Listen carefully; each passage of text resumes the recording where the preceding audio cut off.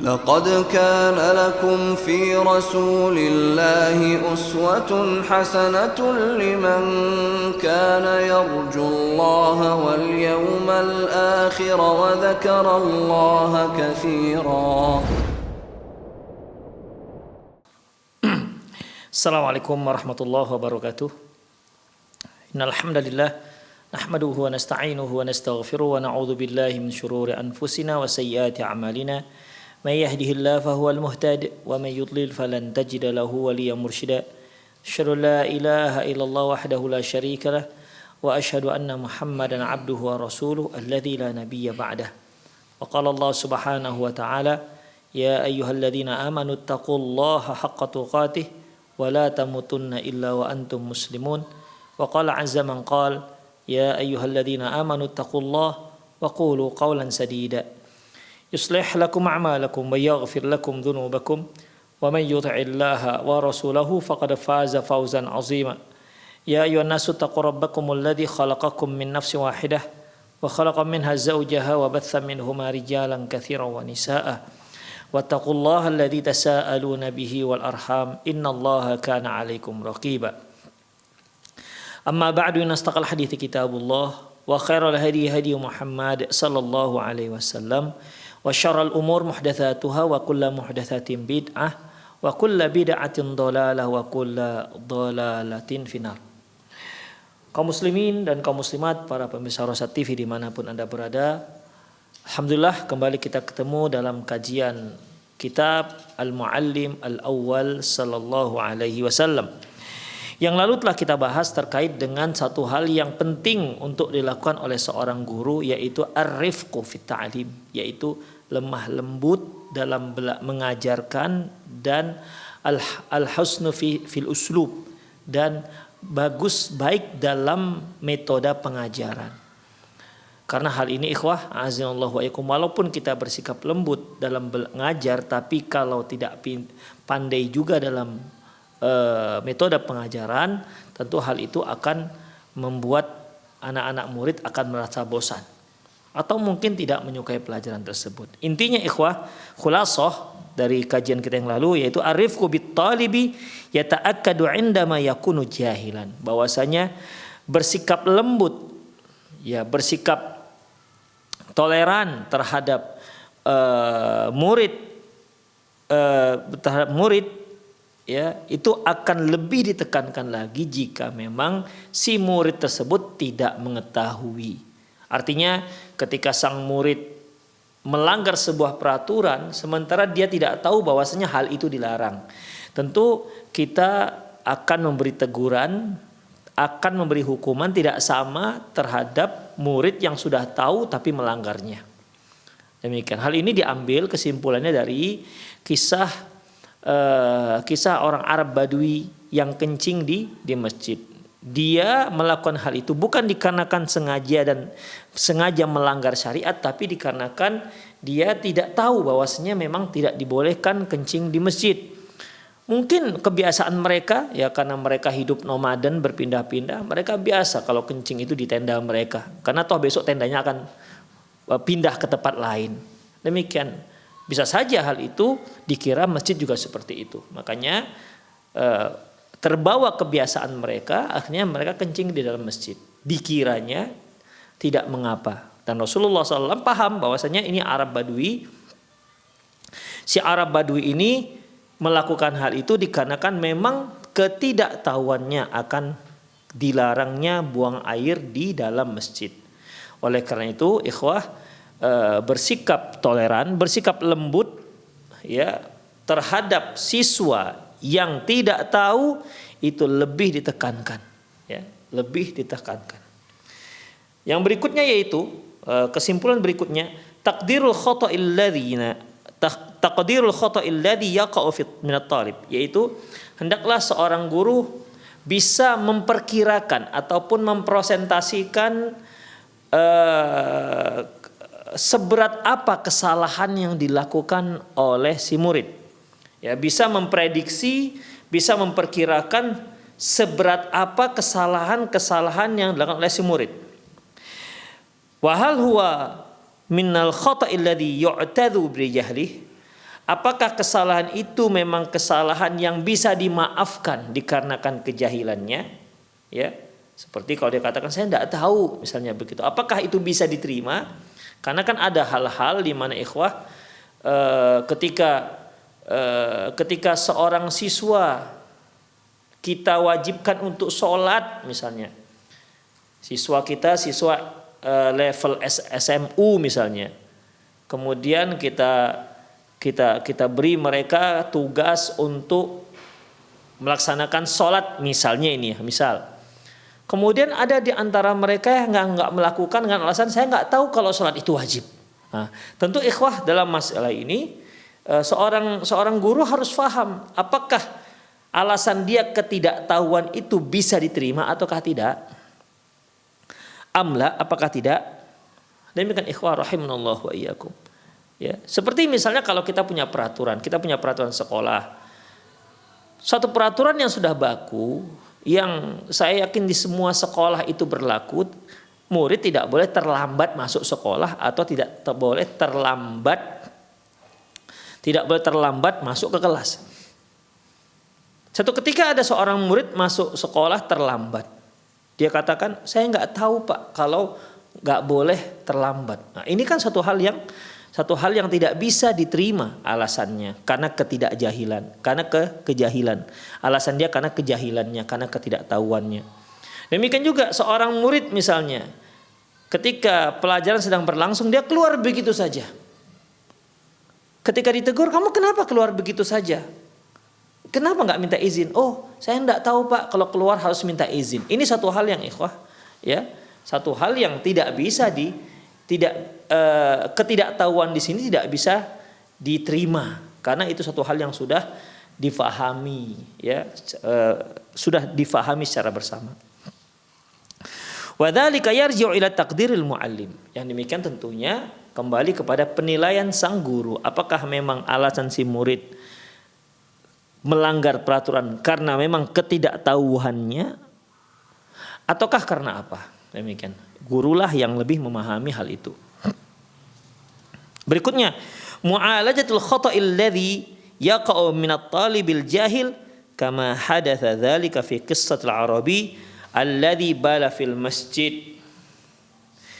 Berikutnya yaitu hendaklah kesalahan yang dilakukan seorang murid yang jahil yang memang tidak tahu harus diperbaiki, harus dinasihati. Jadi bukan dibiarkan begitu saja. Kamu kenapa melakukan ini? Saya nggak tahu. Oh, udah nggak apa-apa. Nggak seperti itu. Tetap diberitahu apa yang sebaiknya. Tetap dinasihati bagaimana yang seharusnya. Demikian ikhwah. Jadi walaupun seorang siswa, walaupun seorang murid melanggar sebuah peraturan yang memang benar-benar dia tidak tahu bahwasanya itu sebuah peraturan atau itu sebuah larangan, tapi dia langgar, maka tidak bisa dibiarkan begitu saja walaupun kita bisa menerima alasan ketidaktahuannya, tapi bukan dibiarkan si murid begitu saja, tapi hendaklah diberitahu yang seharusnya bagaimana. Demikian ikhwah. Hal ini sebagaimana kisah seorang Arab Badui yang kencing dalam masjid yang setelah kita bacakan di kajian lalu hadisnya. Haitsu nahan Nabi sallallahu alaihi wasallam sahabatahu ay yaqta'u alaihi baulahu li'alla yatadarrar. Di mana Nabi sallallahu alaihi wasallam malah melarang sahabat-sahabatnya untuk menghentikan kencingnya si Arab Badui tersebut karena dikhawatirkan akan bermudarat untuk kesehatannya. Ya. Kita sama-sama tahu ikhwah, kencing di masjid suatu hal yang aib. Satu hal yang sangat terlarang. Semua orang pasti melarang dan itu sepakat siapapun. Ya. Siapapun dia pasti melarang ada orang kencing dalam masjid. Tapi ketika ada Arab Badui yang kencing, tiba-tiba kencing dalam masjid dan para sahabat semuanya melarangnya, ya, semuanya menegurnya, mencelanya, Rasulullah malah melarang para sahabat, udah jangan dilarang dia, biarkan saja, biarkan dia kencing. Itu yang dilakukan Rasulullah Shallallahu Alaihi Wasallam. Kenapa ikhwah? Karena beliau tahu kalau sudah seperti itu, ketika dia mau kencing, mungkin bisalah dilarang. Ini sedang, jadi ketahuannya sedang. Dia sedang buang air kecil, itu ketahuannya. Makanya ramai para sahabat. Karena Rasulullah mengerti ini tidak baik kalau dihentikan dalam kondisi seperti itu. Makanya Pak Rasulullah bukan melarang si Arab Badui itu kencing, tapi melarang para sahabat untuk untuk menyuruh si Arab Badui itu hentikan kencingnya. Summa amara rajulan bi ashabi ayyuzila atharon najasati bil ma. Kemudian Rasulullah sallallahu alaihi wasallam menyuruh salah seorang sahabat untuk mengambil seember air dan menghilangkan najis yang terkena air kencing tersebut. Summa da'al arabiyyu wa akhbarahu bi khata'ih. Lantas beliau memanggil si Arab Badui yang kencing tadi untuk memberikan nasihat, memberitahukan akan kesalahan yang telah dia lakukan. Summa da'ahu Rasulullah SAW mu'allamah. Lantas Rasulullah sallallahu alaihi wasallam mengajarkan si Arab Badui ini malladzi yanbaghi alaihi fi'lahu, yang seharusnya dia lakukan. Demikian ikhwah rahimanallahu wa iyyakum. Ammal khata'ul ladzi la yu'tadharu bi jahlih. Adapun kesalahan yang tidak bisa diterima, yang tidak bisa ditolerir dikarenakan ketidaktahuan, fa'alal murabbi wa awil muallimi ayyunkira dzalikal khata' awil fi'l alladzi badara min at-talib. Maka seorang guru, seorang pendidik harus mengingkari kesalahan tersebut ketika hal itu muncul dari salah seorang murid. Demikian, ikhwah, harus diingkari. Tidak bisa dibiarkan seperti si Arab Badui tadi itu. Si Arab Badui tadi itu malah Rasul biarkan dia kencing, padahal di masjid, ikhwah. Tapi ketika dalam kisah yang kedua, ya, kisah Muawiyah bin Hakam yang menampar hamba sahayanya, Rasulullah fa'adhama alaihi, Rasulullah mengingkari hal itu. Tidak Rasulullah, udah enggak apa-apa, biarkan aja. Enggak begitu, ikhwah. Ya. Jadi dua kemungkaran, tapi Rasulullah menunjukkan dua sikap yang berbeda. Yang ke si Arab Badui, beliau biarkan sampai selesai kencingnya, baru kemudian dibersihkan dan dipanggillah si Arab Badui bagaimana seharusnya. Tapi kisah Muawiyah bin Hakam, ya, malah Rasulullah fa'adzama alaihi, beliau sangat menganggap ini masalah yang besar, diingkari oleh Rasulullah SAW, tidak dibiarkan begitu saja. Demikian ikhwah. Kama jaa fi qawli sahabi fa'adzama dzalika alayya. Sebagaimana pernyataan Muawiyah bin Hakam, ya, maka Rasulullah pun mengingkari hal itu terhadap diriku. Summa inna 'alal murabbi ba'dzalika ayyas'a fi islahi dzalikal khata'. Kemudian seorang pendidik hendaklah dia berupaya untuk memperbaiki kesalahan tersebut. Wa musa'adatut talibi fi islahi khata'i, dan menolong si murid untuk berusaha memperbaiki kesalahannya. Jadi bukan hanya memberitahu kesalahan, tapi juga menolong si murid agar dia bisa menjauhkan diri dari kesalahan tersebut. Wa kadzalika yatajalla fi iqrar Rasulullah sallallahu alaihi wasallam li Muawiyah indama arada ayyatiqal jariyah. Demikian juga bisa kita lihat bagaimana pengakuan Rasulullah sallallahu alaihi wasallam terhadap Muawiyah ketika dia ingin memerdekakan sang hamba. Faqalahu a'tiqha fa innaha mu'minah, yang beliau katakan kepada Muawiyah, bebaskan dia karena sesungguhnya dia adalah seorang mukminah. Demikian ikhwah, inilah beberapa hal yang penting untuk kita pelajari, untuk kita praktekkan ketika kita mengajarkan anak-anak murid. Tapi kita masuk pada poin yang keempat, ada mutasrihi bil asma'i athna at-taubih. Tidak menyebutkan nama, ya, di saat menasihati, di saat memperbaiki kesalahan yang ada di kalangan umum. Ya, di saat memperbaiki kesalahan, ya, maka jangan sampai menyebutkan nama. Misalnya begini ikhwah, ketika seorang murid dia terlambat sekolah, 3 kali dalam seminggu dia terlambat sekolah. Ternyata ketika ditanya, kamu kenapa sih Asyid terlambat saja? Oh, memang nggak boleh Pak, katanya dengan lugu mungkin. Tidak boleh nak, ya, tidak boleh terlambat. Mungkin si guru melihat jangan-jangan ada yang seperti ini, kejadian seperti ini ada terjadi pada murid-murid yang lain. Makanya dia boleh menasihati kepada seluruh mahasiswa, janganlah terlambat sekolah, karena sungguhnya itu dilarang dalam peraturan kita. Jangan sampai ada yang nggak tahu, karena ada di antara kalian yang katanya nggak tahu kalau nggak boleh terlambat. Nah demikian. Ya artinya kan nggak perlu disebutkan namanya, tapi yang terpenting adalah jangan sampai hal itu terjadi pada siswa-siswa yang lain. Demikian ikhwah rahimani Allahu wa iyyakum. Ya. Baik, kita lanjutkan. Ghaliban ma yakunu tawbihu lahu atharun fi nafsil mubikhi. Umumnya suatu celaan itu berpengaruh terhadap jiwa orang yang dicela. Wa yu'azzamu hadzal athar in kana tawbih bihuduri jama'atin minan nas. Dan pengaruhnya berbekasnya ke jiwa itu akan semakin dalam jika teguran itu di hadapan orang ramai.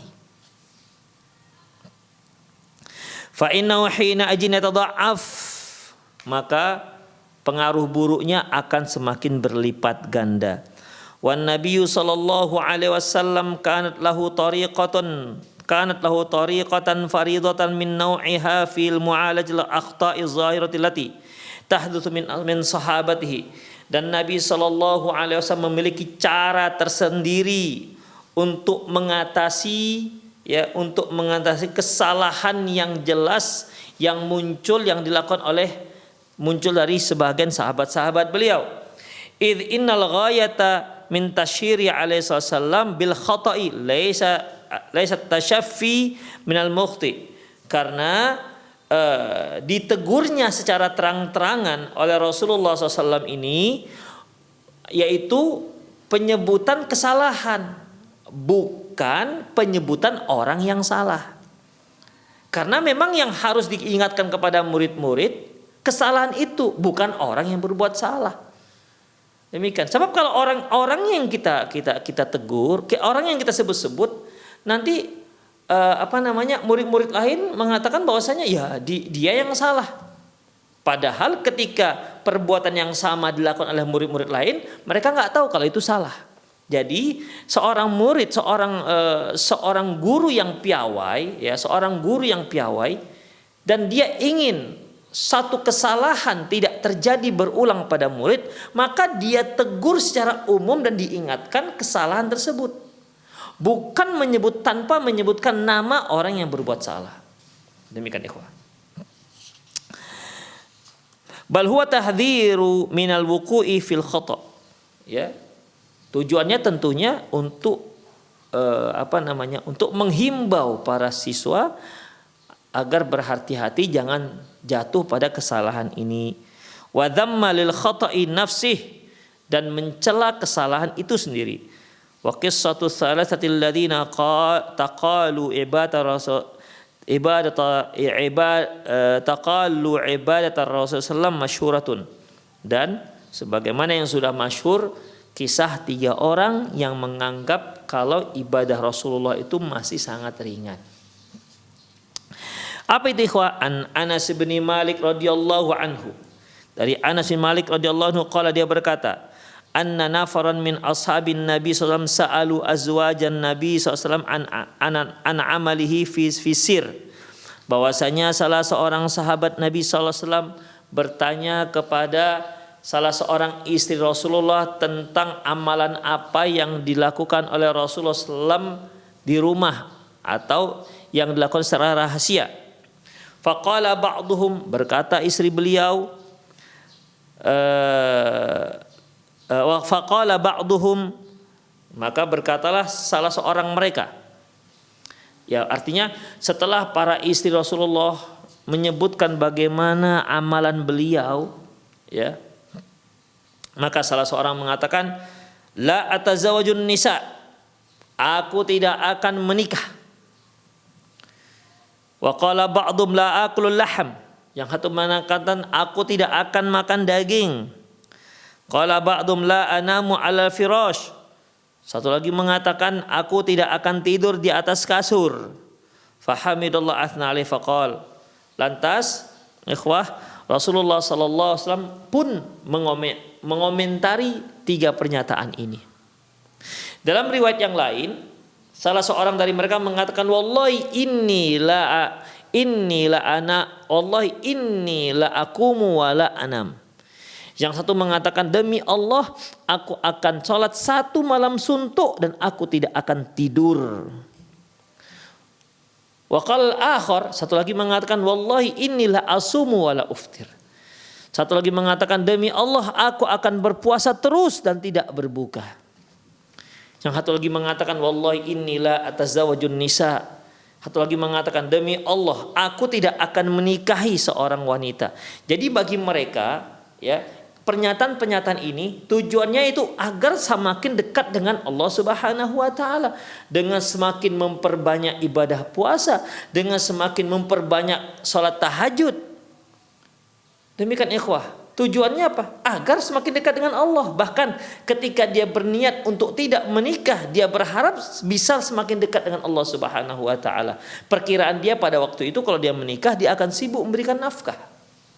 Ya, ini juga tentunya pemikiran yang keliru. Demikian ikhwah. Mendengar hal itu, Rasulullah sallallahu alaihi wasallam bersabda, ya. Maka beliau pun naik mimbar, fahamidallah wa athna alaihi. Beliau pun memuji Allah, ya, dan berkata, faqala ma balu aqwamun qalu kadza wa kadza. Kok masih ada satu kaum mengatakan begini dan begitu. Rasulullah tak sebutkan fulan. Kenapa sih fulan dan fulan mengatakan seperti ini? Ya. Tapi beliau nggak sebutkan. Ya, beliau tidak sebutkan hal itu. Beliau hanya mengatakan, beliau hanya ingin membantah apa yang mereka nyatakan. Yang satu tidak akan mau menikah, yang satu akan berpuasa terus tidak pernah berbuka, yang satu akan sholat 1 malam suntuk tidak ada tidur. Demikian ikhwan. Beliau ingin memberantas pemikiran seperti ini. Jangan sampai terjadi lagi. Ini salah. Walaupun niatnya untuk pendekatan diri kepada Allah, tapi niat amalan seperti ini salah. Niatnya betul, tapi caranya salah. Makanya Rasulullah SAW naik mimbar dan khusus membahas masalah ini. Jangan sampai ini terulang kembali terjadi dengan kaum muslimin yang lain. Demikian ikhwan rahimanallah wa iyyakum. Ya, apa kata beliau tadi? Bahwasanya kenapa kok ada satu kaum yang mengatakan begini dan begitu? Artinya bagian begitu yang mau sholat 1 malam suntuk, tidak tidur, yang mau puasa setiap hari, nggak ada berbukanya, yang satu ingin menikah. Apa kata Rasul? Lakinni usalli wa anam. Kalian harus tahu, aku sendiri, ya, aku sholat dan aku tidur. Wa asumu wa uftir. Aku juga berpuasa, aku juga berbuka. Wa atazawajun nisa, aku juga menikahi wanita. Faman raghiba an sunnati falaysa minni. Yang enggak suka dengan sunnahku ini maka dia tidak termasuk golonganku. Demikian ikhwan rahimanallah wa iyyakum. Jadi di sini Rasulullah sallallahu alaihi wasallam ingin memperbaiki kesalahpahaman, mindsetan dalam berpikir berpikir beragama. Demikian ikhwah. Dalam riwayat yang lain Rasulullah katakan, fama balu aqwamun yaquluna kadza wa kadza. Kenapa kok ada satu kaum yang mengatakan begini dan begitu? Maksudnya begini dan begitu yang tadi itu, ingin sholat malam suntuk, tidur yang sholat setiap hari enggak ada yang berbuka, ingin tidak menikah sama sekali. Maka Rasulullah mengatakan pernyataan yang sangat dalam ikhwah. Apa kata beliau? Wallahi inilah atqakum wa akhsyakum fillah. Demi Allah aku adalah orang yang paling takut dan yang paling takwa kepada Allah ketimbang kalian semua. Jadi kalau kalian bertakwa, aku lebih bertakwa. Kalau kalian takut kepada Allah, aku lebih takut kepada Allah Subhanahu wa taala ketimbang kalian. Walakinni asumu wa anam. Tapi demikian pun aku sholat dan aku juga tidur. Wa asumu wa uftir, aku juga berpuasa dan aku juga berbuka. Wa atazawajun nisa, aku juga menikahi wanita. Faman raghiba an sunnati falaysa minni, barang siapa yang tak suka dengan aturanku ini, falaysa minni, maka dia tak termasuk kelompokku, kata Rasulullah sallallahu alaihi wasallam. Jadi kalau kalian tidak lebih bertakwa kepada Rasulullah, maka jangan kalian melakukan hal yang melebihi apa yang dilakukan oleh Rasulullah sallallahu alaihi wasallam. Makanya para ulama kita itu punya ungkapan, "Lau kana khairan lasabaquna ilaih." Seandainya itu baik, tentu merekalah para sahabatlah orang yang terlebih dahulu melakukannya. Makanya Ibnu Mas'ud pernah mengatakan bahwasanya innallaha nadhara ila qulubil ibad fa nadhara qalba Muhammadin khairu qulubil ibad. Sesungguhnya Allah itu melihat hati para hamba, dan ternyata hati para hamba yang terbaik adalah hatinya Rasulullah sallallahu alaihi wasallam.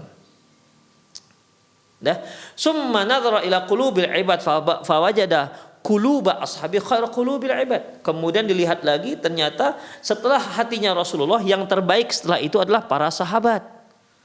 Makanya ikhwah rahimanallahu wa iyyakum, kita ketika mendekatkan diri kepada Allah, dekatkanlah diri kita sebagaimana yang pernah dilakukan oleh Rasulullah dan para sahabat. Karena itulah cara yang paling mendekati seseorang untuk dekat dengan Allah Subhanahu wa taala. Jika dia lebih melakukannya, maka ikhwah, dia tidak akan menjadi dekat dengan Allah Subhanahu wa taala. Demikian ikhwah rahimanallahu wa iyyakum, ya. Jadi dalam masalah ini ya kita harus fahami, ya. Kita harus memahami bahwasanya ketika kita menyebut sebuah kesalahan, kita ingin mengingatkan anak-anak kita sebuah kesalahan, jangan sampai mereka melakukannya, maka dibolehkan di depan khalayak umum, tapi ingat tanpa menyebutkan nama.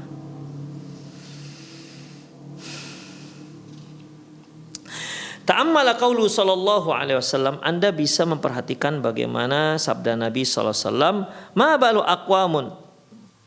Kenapa ada suatu kaum mengatakan fahuwa lam yusarrih bi asma'ihim, di mana beliau di sini tidak menyebutkan nama si pelakunya. Wa in kana ba'dhus sahabati ya'rifunahum, walaupun sebagian sahabat tahu tentang orang tersebut. Wa ma dzalika fan nabiyyu lam yusarrih bi asma'ihim. Begitupun walaupun para sahabat tahu orangnya, tapi begitupun Rasulullah tidak menyebutkan namanya sedikit pun. Ya, lam yusarrih bi asma'ihim. Tidak menyebutkan nama sahabat yang salah pernyataan tadi. Li'annal gharad, ya, li'annal gharad kama qulna sabiqan laisa wat tashir mukhti aw bi sahibil fi'l madhmum. Karena tujuan daripada peringatan itu, ya, bukan untuk mempermalukan si pelaku, tapi untuk memperbaiki kesalahan si pelaku. Demikian. Jadi kalau kita sebut-sebut namanya, ya, sebut nama orang tersebut, ya sama artinya kita mempermalukan dia. Dan itu akan berakibat mungkin dia tidak mau menerima nasihat kita. Mungkin dia katakan, saya sudah dipermalukannya depan orang ramai, nggak maulah saya, misalnya begitu. Kita ajak teman kita sholat, ya, kemudian dia nggak mau. Kemudian kamu kenapa nggak mau sholat? Nah, begitu. Jadi ikhwah, ketika nasihat itu kita berikan di depan orang ramai, bisa saja orang yang salah itu kan mempertahankan egonya, ya, akan mempertahankan egonya dan tidak menerima. Baik, kemudian ikhwah rahimanallahu yakum. Jadi di sini tujuan utamanya adalah, ya, tujuan utama adalah untuk mengingatkan sebuah perbuatan yang tercela, bukan untuk mempermalukan orang yang mempermalukan pelaku yang salah. Wa inna ma huwa biyanu dzalikal fi'li madhmum. Sungguhnya itu adalah penjelasan tentang sebuah perbuatan yang tercela, awil qaul madhmum wa tahdhiru minhu, ataupun ucapan yang tercela dan mengajak umat manusia supaya berhati-hati.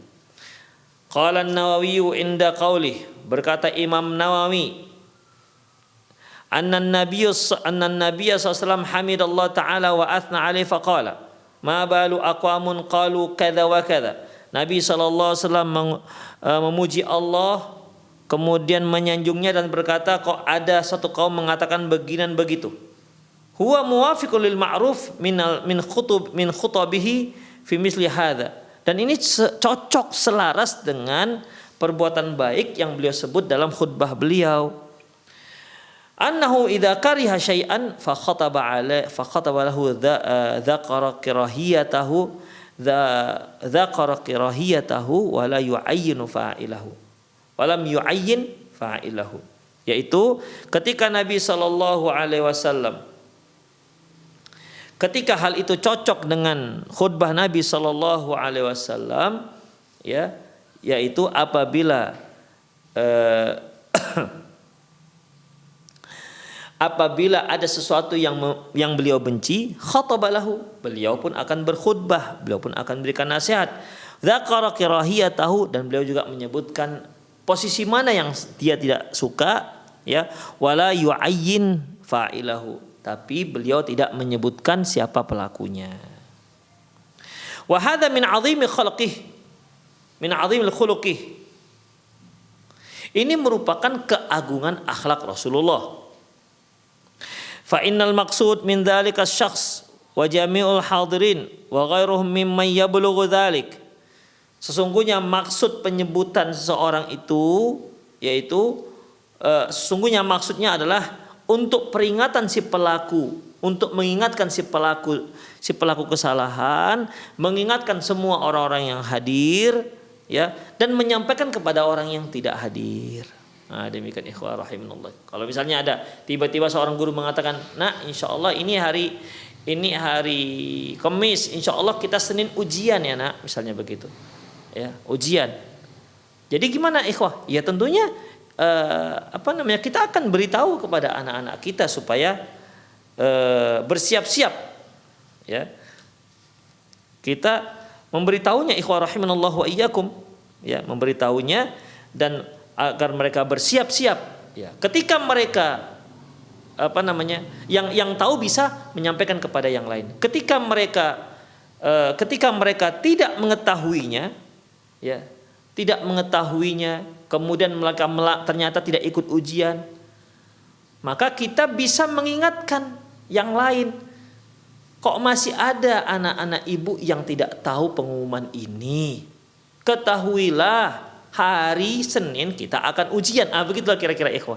Ya, jadi tidak menyebutkan seperti si fulan, masa dia nggak tahu padahal dia hadir. Nah, ini kan tentu akan membuat malu si murid-murid. Demikian ikhwah. Ya. Demikianlah keagungan akhlak Nabi SAW. Karena fa'innal maksud min dzalika syakhs, karena sebenarnya nasihat itu ditujukan kepada si pelaku, kepada hadirin, dan kepada orang lain yang tidak tahu. Jadi agar yang hadir itu menyampaikan kepada yang lain. Jadi bukan hanya ditujukan peringatan kepada yang pelaku. Wala yahsulut taubih sahibu alal mala, dan tidak ada mempermalukan si pelaku di depan orang ramai. Wa ila ka qissatul ukhra yarwiha Abu Humaid As-Sa'idi, dan untukmu kisah yang lain yang diriwayatkan oleh Abu Humaid As-Sa'idi qol ista'malan Nabi sallallahu rajulan min Bani Asad yuqalahu ibnul Labi yuqalu lahu ibnul Latbiyah, yuqalahu ibnul Latbiyah, namanya Ibnu Latbiyah, ala sadaqatin, di mana beliau yaitu Ibnu Latbiyah ini ditunjuk Rasulullah untuk mengelola harta zakat, untuk memungut zakat, dia dianggap sebagai pegawai. Falamma qadima, ketika dia bekerja memungut zakat dan membawa hasil zakat yang dia pungut ke Madinah, dia berkata, hadza lakum wa hadza uhdiya alaihi, yang ini zakat yang diberikan kepadaku, silakan ambil, sementara ini adalah yang dihadiahkan untukku, jadi bukan harta zakat. Faqama Nabi sallallahu alaihi wasallam mimbar, lantas Nabi sallallahu alaihi wasallam berdiri di atas mimbar. Fahamidallahu wa athna alaihi, beliau menyanjung dan memuji Allah Subhanahu wa taala. Tsumma qala, dan berkata, ma balul amil nab'athuhu fayati fayaqulu hadza laka wa hadza li. Kenapa kok ada pegawai kita yang ketika kita utus mereka untuk satu tugas, lantas pulang-pulang dia mengatakan ini untuk kalian, ini harta zakat, sementara ini harta pribadiku. Fala jalasa fi baiti abihi wa ummihi fayanzur ahyuhda ilahi amla. Kenapa dia tidak duduk saja di rumah ayahnya atau ibunya, lantas dia tunggu apakah ada orang yang akan memberi dia hadiah. Nah, demikian. Di sini Rasulullah SAW seolah menyindir memberi nasihat, dan bukan hanya sahabat ini, ya, tapi juga merupakan peringatan bagi yang lain kalau kalian ditugaskan suatu pekerjaan dan kalian digaji, ya, jangan kalian ambil yang lain. Nah, sahabat ini kan ikhwah diutus Rasulullah untuk memungut harta zakat. Udah, memungut harta zakat. Pulang-pulang dia katakan, ini harta zakat sementara ini aku yang dihadiahkan. Makanya Rasulullah SAW mengatakan agar dia bisa memahami, kenapa nggak boleh? Apa kata beliau? Kenapa dia nggak duduk saja di rumah ayahnya dan duduk di rumah ibunya? Tunggu di sana. Apakah ada orang yang beri dia hadiah? Demikian. Jadi dia diberi orang hadiah dikarenakan jabatannya itu, ikhwah. Ya, makanya kita tak boleh menerima satu hadiah dikarenakan jabatan kita. Demikian ikhwah rahimanallah wa iyyakum. Itulah hadis yang diriwayatkan oleh Imam Bukhari dan Imam Muslim. Kemudian, wa fi hadhil waqi'ah, pada kejadian ini, qaulu sallallahu alaihi wasallam, sabda Nabi sallam, ma balul amil naba'athuhu, kenapa kok ada orang yang kita utus untuk mengut zakat, haitsu lam yasfah Rasulullah an ismi, haitsu lam yafsah Rasul bi an ismihi, di mana ketika beliau menyebutkan satu kesalahan tersebut, beliau tak sebutkan nama si pelakunya. Ma'anna katsiran minas sahabati ya'lamuna hadzal ladzi anahu Rasulullah. Padahal para sahabat banyak yang mengetahui bahwasanya dimaksud Rasulullah ada si fulan. Para sahabat yang lain itu mengetahui persis bahwasanya yang dimaksud Rasulullah ada si fulan. Kemudian ikhwah, beliau mengatakan ma balul amil naba'athu. Kok ada pekerja kami yang seperti ini tingkahnya? Walakin lamma kana al-qasdu huwa at-tahdhir min al-fi'li al-madhmum wa biyanu dararihi wa su'i aqibatihi hatta la yaqa' fil akhirin. Akan tetapi kalau tujuannya untuk berhati-hati, mentahzir bagi si pelaku, mentahzir bagi seorang yang berbuat perbuatan tercela, atau ketika menjelaskan bahayanya orang tersebut, wasu akibatihi, ya, di sini ikhwah hanya saja apabila tujuannya adalah mengingatkan orang-orang akan sebuah perbuatan jelek dan bahaya, ya, dan dampak buruknya serta akibat yang buruk, ya, pada si pelaku. Wa hawala hadzal hadis bi hadzal ma'na yushiru syahara bil fi'li dunal fa'il. Dengan demikian yang beliau masyhurkan, yang beliau sebut-sebut perbuatan salahnya, bukan si pelakunya. Nah, demikian, ya. Idlaisa hunaka maslahatun turja min dzikri ismil fa'il. Karena memang tidak ada maslahat yang bisa diharapkan dengan menyebutkan nama si pelaku. Ya, sudah cukup bagi kita untuk membeberkan perbuatan salahnya agar kaum muslimin yang lain berhati-hati atas perbuatan ini. Demikian ikhwah.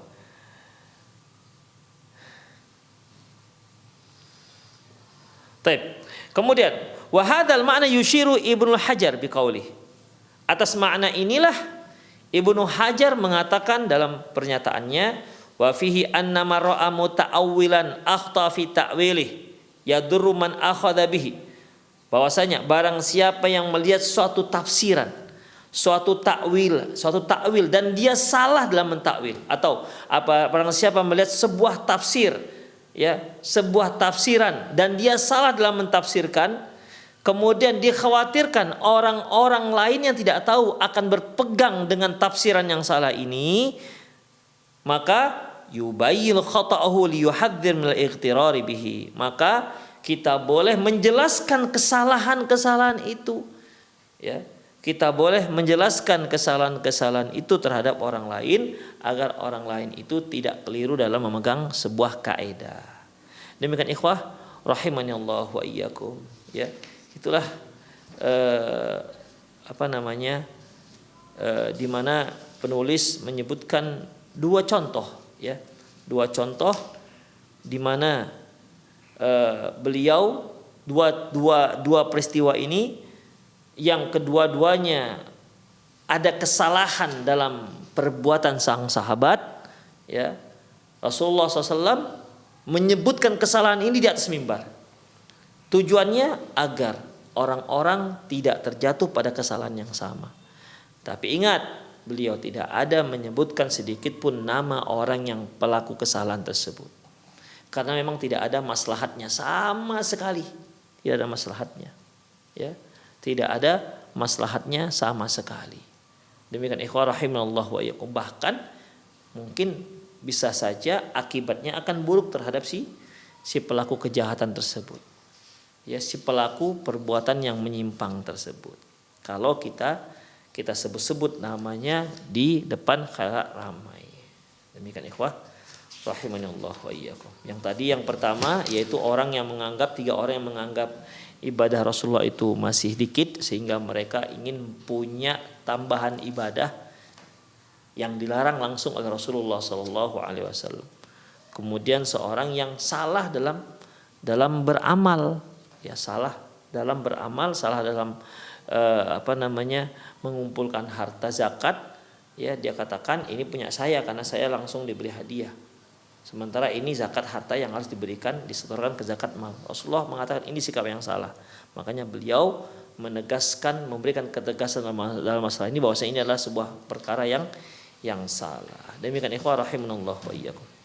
Tapi itu saja kajian kita di sore hari ini. Insyaallah kita akan lanjutkan pada kesempatan yang akan datang, masih di poin yang ada mutasrih bi asma'i athna taubih, yaitu tidak menyebutkan nama dalam memberikan peringatan terhadap orang lain.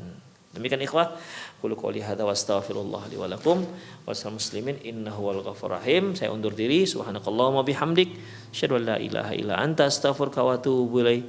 Wa sallallahu ala nabiyyina Muhammad wa ala alihi wa ashabihi ajma'in.